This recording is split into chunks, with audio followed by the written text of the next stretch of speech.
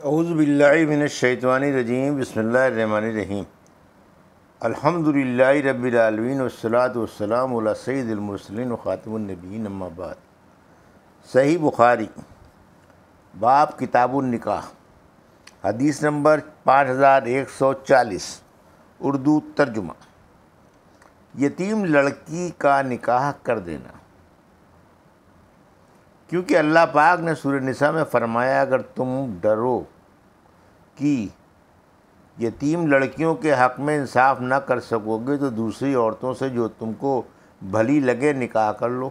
اگر کسی شخص نے یتیم لڑکی کے ولی سے کہا میرا نکاح اس لڑکی سے کر دو، پھر ولی ایک گھڑی تک خاموش رہا، ولی نے یہ پوچھا تیرے پاس کیا کیا جائیداد ہے؟ وہ کہنے لگا فلاں فلاں جائیداد، یا دونوں خاموش ہو رہے۔ اس کے بعد ولی نے کہا میں نے اس کا نکاح تجھ سے کر دیا تو نکاح جائز ہو جائے گا۔ اس باب میں سہل کی حدیث آنس صلی اللہ علیہ وسلم سے مروی ہے۔ ہم سے ابو الیمان نے بیان کیا، کہا ہم کو شعیب نے خبر دی، انہیں زہری نے اور دوسری سند اور لیث نے بیان کیا کہ مجھ سے عقیل نے بیان کیا، ان سے ابن شہاب زہری نے کہا مجھ کو عروہ بن زبیر نے خبر دی کہ انہوں نے حضرت عائشہ رضی اللہ عنہا سے سوال کیا کہ اے ام المومنین، اور اگر تمہیں خوف ہو کہ تم یتیموں کے بارے میں انصاف نہ کر سکو گے تو اسے ما ملکت ایمانکم تک کی اس آیت میں کیا حکم بیان ہوا ہے۔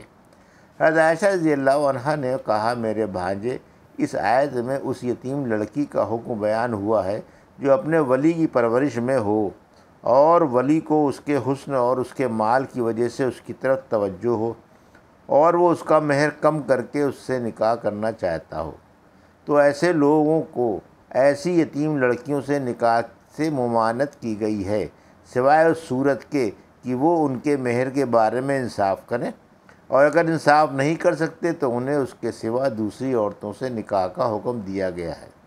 حضرت عائشہ رضی اللہ عنہا نے کہا کہ لوگوں نے رسول اللہ صلی اللہ علیہ وسلم سے اس کے بعد مسئلہ پوچھا تو اللہ تعالیٰ نے آیت اور آپ سے عورتوں کے بارے میں پوچھتے ہیں سے وترغبون تک نازل کی۔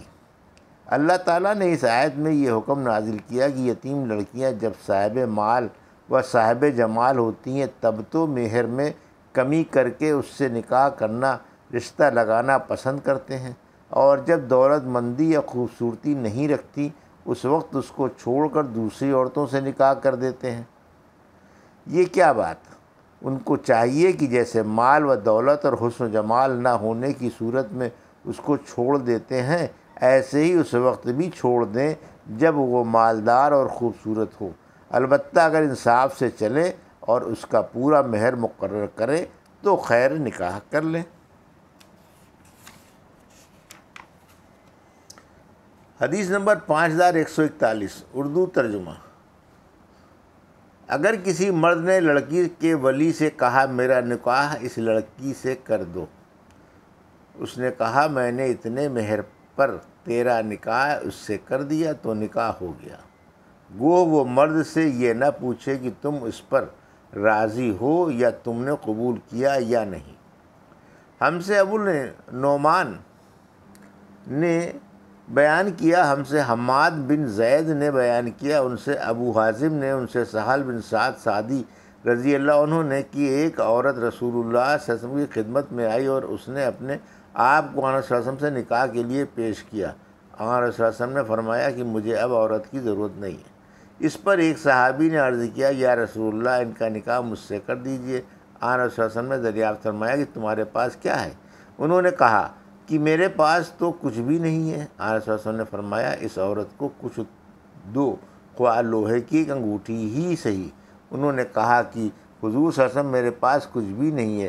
آنس صلی اللہ علیہ وسلم نے پوچھا تمہیں قرآن کتنا یاد ہے؟ عرض کیا فلاں فلاں فلاں صورتیں یاد ہیں۔ آنس صلی اللہ علیہ وسلم نے فرمایا کہ پھر میں نے انہیں تمہارے نکاح میں دیا اس قرآن کے بدلے جو تم کو یاد ہے۔ حدیث نمبر 5142، اردو ترجمہ۔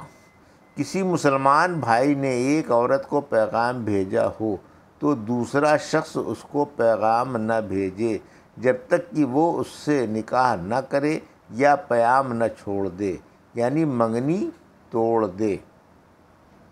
ہم سے مکی بن ابراہیم نے بیان کیا، کہا ہم سے ابن جریج نے بیان کیا، کہا کہ میں نے نافع سے سنا، انہوں نے بیان کیا کہ عبداللہ بن عمر رضی اللہ عنہ بیان کرتے تھے کہ نبی کریم صلی اللہ علیہ وسلم نے اس سے منع فرمایا ہے کہ ہم کسی کے بھاؤ پر بھاؤ لگائیں اور کسی شخص کو اپنے کسی دینی بھائی کے پیغام نکاح پر پیغام نہ بھیجنا چاہیے، یہاں تک کہ پیغام بھیجنے والا اپنا ارادہ بدل دے یا اسے پیغام نکاح بھیجنے کی اجازت دے دے تو جائز ہے۔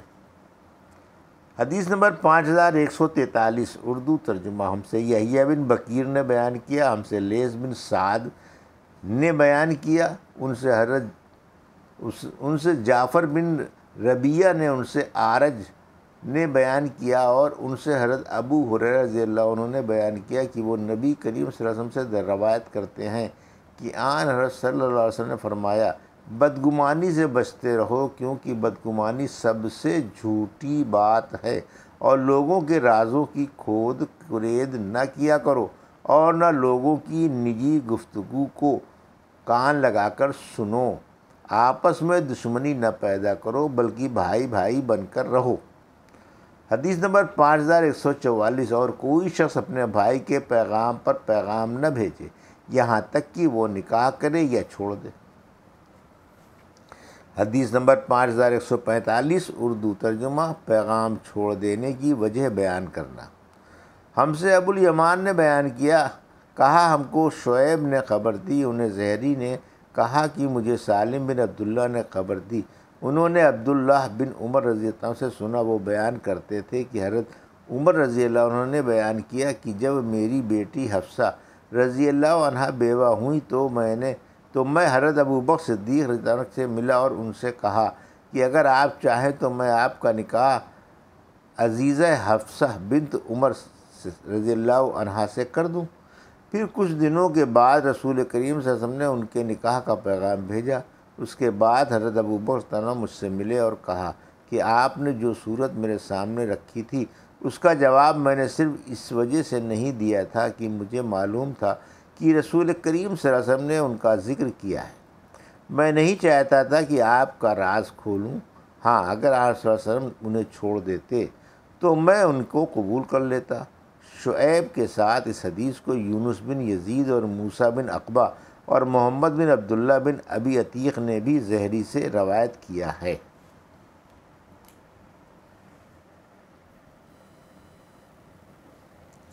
حدیث نمبر 5146، اردو ترجمہ۔ عقد سے پہلے نکاح کا خطبہ پڑھنا۔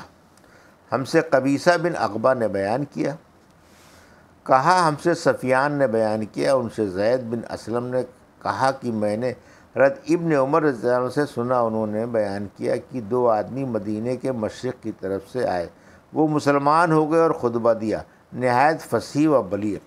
رسول کریم صلی اللہ علیہ وسلم نے ان پر فرمایا کہ بعض تقریر جادو کی طرح اثر کرتی ہے۔ حدیث نمبر 5147، نکاح اور ولیمے کی دعوت میں دف بجانا۔ ہم سے مسدد نے بیان کیا، کہا ہم سے بشر بن مفضل نے بیان کیا، کہا ہم سے خالد بن ذکوان نے بیان کیا، کہا کہ ربیع بنت معوذ ابن افراح رضی اللہ عنہ نے بیان کیا کہ نبی کریم صلی اللہ علیہ وسلم تشریف لائے، اور جب میں دلہن بنا کر بٹھائی گئی، آن صلی اللہ علیہ وسلم اندر تشریف لائے اور میرے بستر پر بیٹھے، اسی طرح جیسے تم اس وقت میرے پاس بیٹھے ہوئے ہو۔ پھر ہمارے یہاں کی کچھ لڑکیاں دف بجانے لگیں اور میرے باپ اور چچا جو جنگ بدر میں شہید ہوئے تھے ان کا مرثیہ پڑھنے لگیں۔ اتنے میں ان میں سے ایک لڑکی نے پوچھا، اور ہم میں ایک نبی ہے جو ان باتوں کی خبر رکھتا ہے جو کچھ کل ہونے والی ہے۔ آن صلی اللہ علیہ وسلم نے فرمایا کہ یہ چھوڑ دو، اس کے سوا جو کچھ تم پڑھ رہی تھیں وہ پڑھو۔ یہ تھی صحیح بخاری باب کتاب النکاح کی حدیث نمبر 5140 سے 5147 143 کا اردو ترجمہ جو ابھی آپ نے سماعت فرمایا۔ اللہ سے دعا ہے کہ اللہ میں ان حدیثوں کی صحیح سمجھ عطا فرما اور ان پر عمل کرنے کی توفیق عطا فرما۔ آمین یا رب العالمین۔